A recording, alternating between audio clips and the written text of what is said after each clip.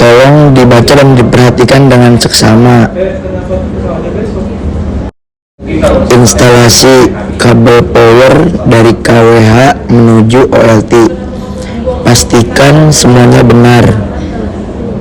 Kabel positif, negatif, dan groundingnya sesuai dengan prosedur.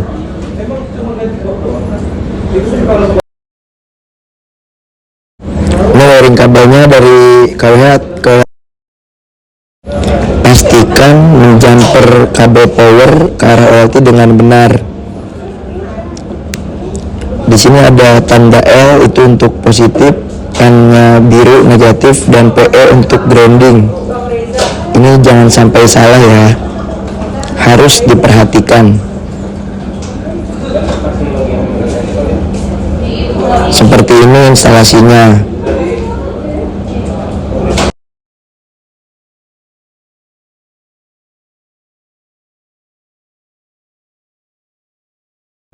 Lalu di sini ada kabel power dari arah baterai.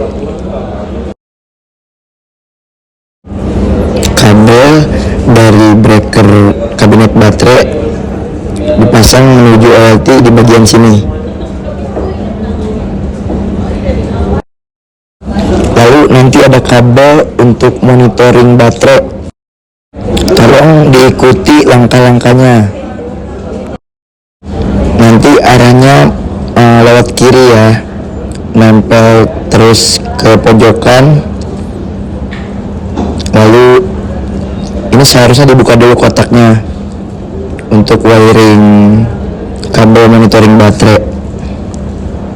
Seperti ini instalasinya.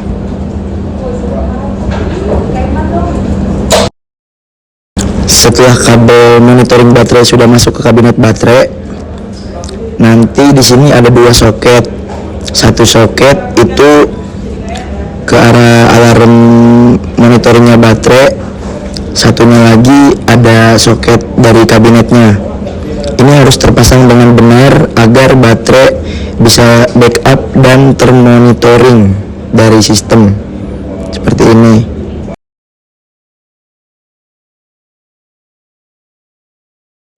Jika semua sudah terinstall dengan benar, tolong panggil site engineer dari JTE untuk pengetesan.